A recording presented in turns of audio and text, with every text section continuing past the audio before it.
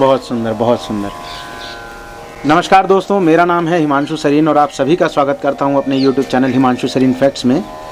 आज हरिद्वार के एक ऐसे युवा व्यक्ति को मैं आपसे मिलवाने जा रहा हूं जिसने कम उम्र में चाहे बांसुरी हो, चाहे हारमोनियम हो, चाहे कीबोर्ड हो, चाहे बैंजो हो, उसने कहीं ना कहीं संगीत पर अपना एक बहुत बढ़िया हाथ जमाया है।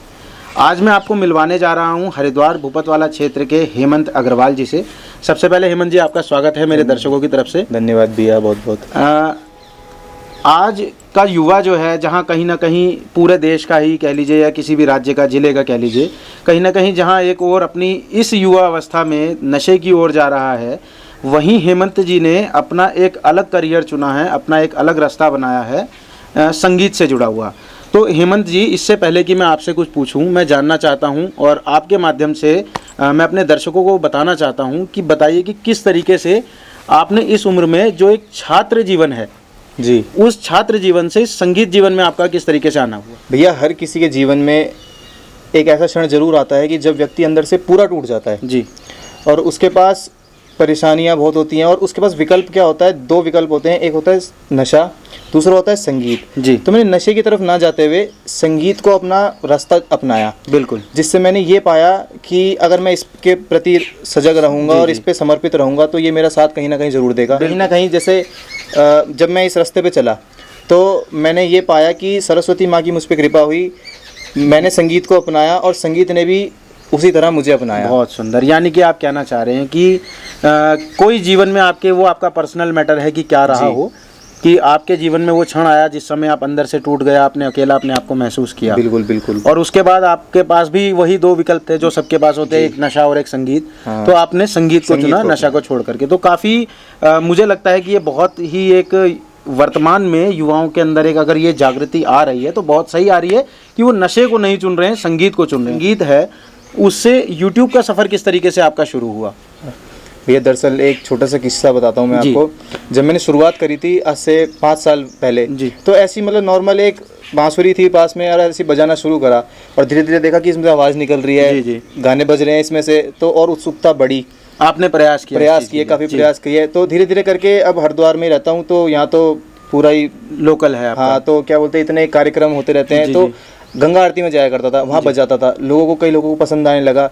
अब मेरे पे कई फ़ोन आते थे कि यहाँ आ जाओ सुनाने, यहाँ कथा में आ जाओ, यहाँ भजन संध्या आ जाओ, बुलाते थे। अब उससे मैं अपनी वो भी करता था, तैयारी भी होती रहती थी।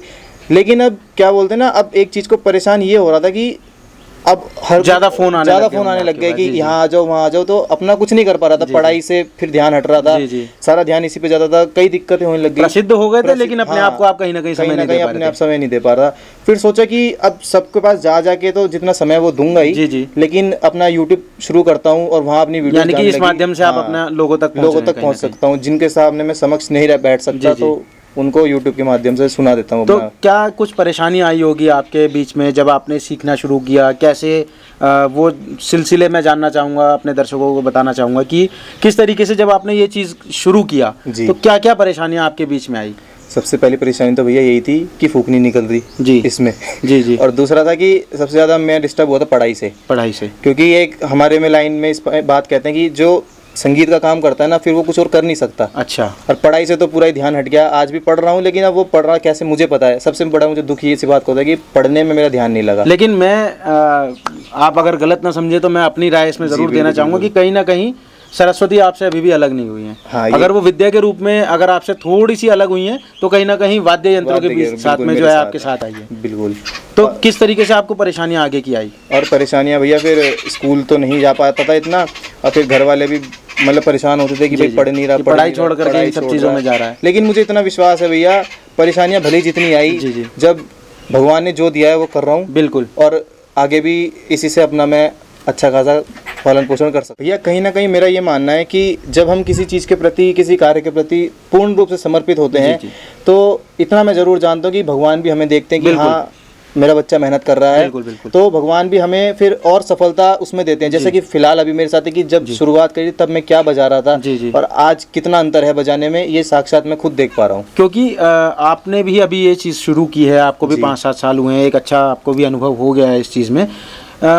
कोई भी चीज़ हो जब हम उसको शुरू करते हैं तो कहीं ना कहीं कुछ लोग हमारे जीवन में ऐसे ज़रूर होते हैं, हमारे साथ के ऐसे होते हैं कि वो कहीं ना कहीं हमारी टांग खिंचाई करते हैं, हमें आगे बढ़ने से रोकते हैं। बिल्कुल। मुझे लगता है कि हेमंत अग्रवाल के जीवन में भी ज़रूर कुछ ऐसे लोग रहे होंगे। भैया ये तो एक बहुत स्वाभाविक बात हो गई। और मैं आपको एक बात बताता हूँ कि मुझे तो यूँ करके बने कि ऐसे एक्टिंग करके तूतड़ी बजाएगा, यूँ करके बोला जाता था, मतलब मजाक उड़ाया जाता था कि तूतड़ी कब तक फूकेगा है।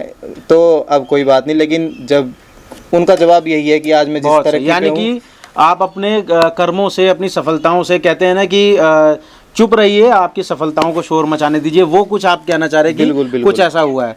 तो आपने जब जो उस चीज़ को झेलने का टाइम था जी, जब आपकी टांग खिंचाई होती थी और आपके ऊपर मजाक उड़ाया जाता था, आपका मजाक उड़ाया जाता था, आपके ऊपर हंसा जाता था, किस तरीके से आपने उन सब चीज़ों को टैकल किया? दरअसल में क्योंकि सफलता तो आपने दिखा दी अपनी, उन लोगों को एक करारा तमाचा कह लीजिए, कुछ भी कह लीजिए, उन लोगों को अब जरूर जवाब मिल चुका होगा जिन्होंने हेमंत अग्रवाल का कहीं ना कहीं मजाक उड़ाया, उनके ऊपर व्यंग करे, उनका कटाक्ष करा, या उनके बारे में जो भी कुछ उल्टा सीधा बोला होगा। आज सफलता से तो उनको ज़रूर जवाब मिल रहा होगा, चाहे इस वीडियो के माध्यम से मिले, चाहे इनके संगीत के माध्यम से मिले। लेकिन आपने उन सब चीज़ों को टैकल किस तरीके से किया? भैया जब सुनता था ये बातें अपने प्रति तो मन बड़ा उदास होता था जी, कि अपने बहुत करीबी लोग ही ऐसी बातें बोलते हैं, अनजान तो क्या ही बोलेगा। खैर, तो मन बड़ा व्यथित होता, लेकिन मैं हमेशा एक ही चीज़ मानता था कि सुख की साथी है तो दुख की साथी भी बहुत सही, बहुत सुंदर। बिल्कुल।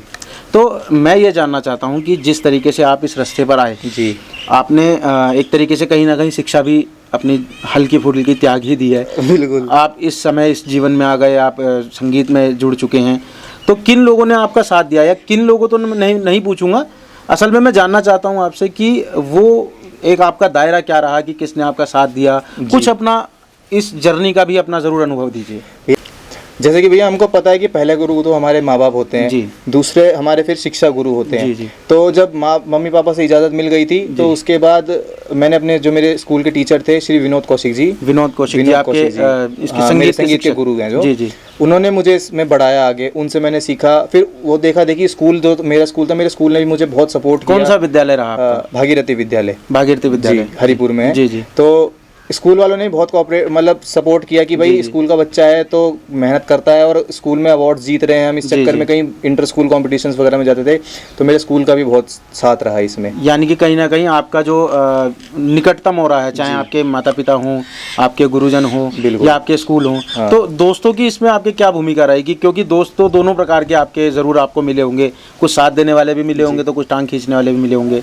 दोस्तों का तो मैं ये कहूँगा कि जो मेरे स्कूल वाले दोस्त थे वो कोई साथ देने वाला तो था नहीं। अच्छा, वो तो नहीं थे। खैर जी, वो तो मजाक ही बनाते थे, तूतड़ी में जैसे आपको बता रहा ना, वो तूतड़ी कहते थे इसको जी जी। हाँ, तो और बाकी फिर जब बाहर निकला तो इधर उधर के, तो आपका जो जीवन स्कूल से शुरू हुआ था और जो संगीत पर आकर के रुका, एक संगीत का नया आपने आयाम शुरू किया, जीवन शुरू किया, इसकी यात्रा के बारे में ज़रूर हमें कुछ बताएं कि किस तरीके से आपका बाहर जाना हुआ, लोगों ने किस तरीके से आपको पसंद किया, किस तरीके से आपके संपर्क बढ़े, ये सब मैं आपसे ज़रूर जानना। गंगा माँ की, मैंने आपको कहा यहीं रहते हैं, तो गंगा माँ की कृपा हुई कि धीरे धीरे करके, मतलब जब अपना अकेला बैठ के रियाज़ करता था, कुछ सुन लेता था, तो धीरे धीरे चौकी में बजाना शुरू करा, भजन संध्या में बजाना शुरू करा, जागरणों में गया, धीरे धीरे करके जब और मतलब सुधार आता गया तो कथाओं में भी फिर फ़ोन आने लगे कि हमारे साथ चलेंगे, हमारे साथ चलेंगे। तो ऐसे करते करते फिर कथाओं में गया, और आज एक स्थिति ऐसी है, अब इसे कहते हुए मुझे शर्म भी आ रही है और खुशी भी हो रही है कि जब आज ऐसा समय आता है कि कोई फ़ोन करता है ना, तो मुझे कहना पड़ता है भैया क्षमा चाहूँगा, मैं नहीं आ पाऊँगा, क्योंकि पहले से ही कहीं व्यस्त हूँ। अच्छा, मतलब आपकी पहले से ही कहीं ना इतनी कहीं व्यस्तता रहती है। है। तो अभी का जीवन ज़्यादा अच्छा लगता है आपको कि बचपन का? क्योंकि एक ना एक समय ऐसा आ जाता है कि व्यक्ति अपने बचपन को कहीं ना कहीं याद करता है। बिल्कुल। हेमंत अग्रवाल क्या अपने बचपन को याद करते हैं? बचपन तो भैया किसे अच्छा नहीं लगता, और आप भी उसे याद करते हो बचपन को, मैं भी। बिल्कुल। लेकिन आज वर्तमान में अगर मैं जीऊँ तो अगर हम समर्थ हैं, जी। सब कुछ अगर हम पा रहे हैं, जी, है ना, संपन्न है, संपन्न है यदि, तो फिर अपना मतलब भूत भुलाने में ज़्यादा समय नहीं लगता। यानी कि कहीं ना कहीं आप कहते हैं कि आपका जो वर्तमान है उससे आप अभी संतुष्ट हूँ, बिल्कुल संपन्न हैं, बिल्कुल। और इसी वजह से आपको याद ना आ रहे हैं, मतलब आप अपना बचपन याद नहीं कर पाते। वर्तमान में कोई आपके साथ ऐसी घटना घटी है हेमंत जी जिसकी वजह से आप चाहते हो कि मैं ये सब चीज़ें छोड़ दूं, या अपने वापस पुराने दिनों में लौट जाऊं, या अपने जो विद्यालय जीवन है उसमें लौट जाऊं? हाँ भैया बिल्कुल, ये तो सभी के साथ था। लॉकडाउन की स्थिति थी जो, जी। उस टाइम तो सभी घर थे अपने, और कुछ समय तो आया कि अब ऐसी स्थिति में क्या करूं, जी, है ना, 2 महीने घर पे पड़े रहे, लेकिन फिर भी कहते हैं ना कि जब भगवान ने हमें चोंच दी है ना, तो वो खाने को भी देंगे। बहुत सुंदर, है ना, तो इसलिए कोई दिक्कत नहीं हुई, बस 2 महीने का काम बनता, उसके बाद इतना काम है कि आज मैं बताया कि व्यस्तता इतनी है। तो कहीं ना कहीं क्या हेमंत अग्रवाल अब इस स्थिति में आकर के वर्तमान जिसमें भी हैं अभी वो जी, इतनी व्यस्तताओं में क्या अपने दोस्तों को समय देते हैं? बिल्कुल भैया, आज भी जब मैं हरिद्वार रहता हूँ, कहीं बाहर से आता हूँ, तो सबसे पहले जो मेरे बहुत करीबी दोस्त हैं उनको सबसे पहले फ़ोन कर दो, वही मुझसे पूछ लेते हैं भाई कहाँ है, चल घूमने चल रहे। तो मतलब समय परिवार को भी और मित्रों को भी, सब जगह अपना। एक मैंने चीज़ देखी है कि जब सफलता आ जाती है व्यक्ति के अंदर तो कहीं ना कहीं उसमें एटीट्यूड आ जाता है। हेमंत अग्रवाल से मैं पूछना चाहता हूं कि वो खुद अपना आकलन करें और बताएं कि क्या पहले के हेमंत में और अब के हेमंत में कोई बदलाव आया है? भैया इस पे तो मैं इतना कहना चाहूँगा कि स्वयं को कभी एहसास नहीं होता कि मेरे अंदर अहंकार है। जी। ये तो आप देख के बता सकते हैं जी। तब अगर मुझे लगेगा कि वास्तव में अगर मुझ में कुछ ऐसा है तो मैं उस पर आकलन कर सकता हूँ, लेकिन अभी तक तो मुझे नहीं लगता कि ऐसा कुछ है, और प्रार्थना ही करूंगा भगवान से कि मुझ में कभी अहंकार आए भी। तो आगे का मैं जानना चाहूँगा कि फ्यूचर किस तरीके का हेमंत अग्रवाल देखते हैं, क्या यूट्यूब में, संगीत में, या अपनी पढ़ाई शिक्षा वगैरह जारी रखेंगे? भैया संगीत, अब मैंने आपको बताया ना कि जो एक संगीत वाला आदमी वो तो होता है, वो इसके अलावा कुछ कर नहीं सकता। जी। तो पढ़ रहा मैं इसी से हूँ, अपना पढ़ाई मैं इसी से कर रहा हूँ, और भगवान ने मतलब साथ ही साथ इनकम के सोर्स के लिए बिल्कुल प्रोग्राम दे रखे हैं कि कमाओ बेटा और पढ़ो, और इतना मुझे पता है कि इससे ही मैं अपना जीवन बहुत अच्छी तरह जीवन यापन। लेकिन फिर भी एक अपने अनुभव के अनुसार इतना बताना चाहूँगा कि जब व्यक्ति टूट जाता है, मैंने जो बात बताई थी आपको, तो 2 विकल्प हैं उसके पास, नशा और संगीत। तो नशे के तरफ तो बिल्कुल नहीं जाना आपको, संगीत के प्रति जाइए, या जिसमें आपकी रुचि है उसमें जाइए। कारण जब मेरे घर में आज मेरे मित्रों के, जो मेरे मित्र नशे के प्रति इतने चले गए है ना, तो उनके जब माता पिता मेरे घर आते हैं, वो मुझे देखते हैं कि भाई लड़का अच्छा काम कर रहा है, नाम हो रहा है, और मेरे मम्मी पापा से के सामने मेरी बड़ाई सुनते हैं। तो मैं उनकी आंखों में कष्ट देखता हूँ कि कितनी आंखों में इनकी कष्ट है कि लड़का गलत काम पे जा रहा है, और ऐसी नौबत तक आ जाती है कि बच्चा जेल पहुँच जाता है। बिल्कुल। तो फिर मैं इतना ही कहना चाहूँगा कि मित्रों, गलत रास्ते पे बिल्कुल मत जाओ, नशे को बिल्कुल मत चुनो, क्योंकि आपका ही नुकसान है इसमें। कहीं ना कहीं ऐसा मोड़ आता है सभी के जीवन में, आपके भी, मेरे भी, हेमंत हो चाहे कोई भी हो, उनके जीवन में ज़रूर ये एक क्षण ऐसा आ जाता है जब व्यक्ति को कुछ ना कुछ एक कठोर फैसला लेना पड़ता है।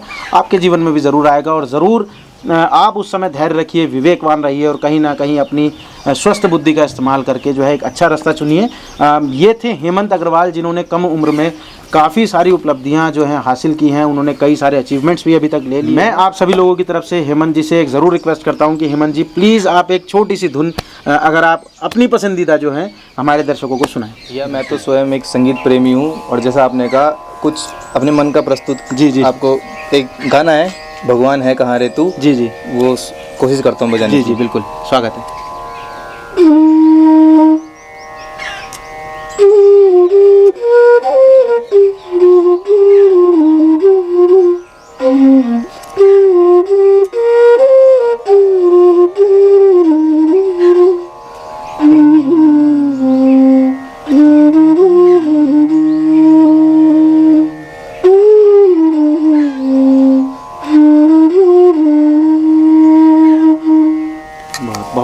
बहुत सुंदर। मुझे लगता है आप लोगों को भी ये चीज़ पसंद आई होगी, ये म्यूज़िक पसंद आया होगा। हालांकि कैमरे के पीछे खड़े हमारे मित्र आदित्य चावला जी भी कहीं ना कहीं 1-2 सेकंड के लिए मंत्रमुग्ध हो गए थे। मैंने चलिए, बहुत अच्छा लगा आप सभी से मिलकर के, बहुत अच्छा लगा हेमंत जी आपसे भी मिलकर के।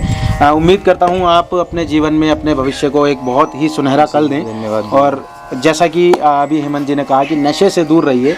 वास्तव में आज की पीड़ा है ये चीज़, और आज का युवा वर्ग जितनी जल्दी इस चीज़ को समझ जाए उतना बेहतर है। मिलते हैं नेक्स्ट वीडियो में दोस्तों एक नई शख्सियत के साथ, तब तक के लिए नमस्कार, जय हिंद।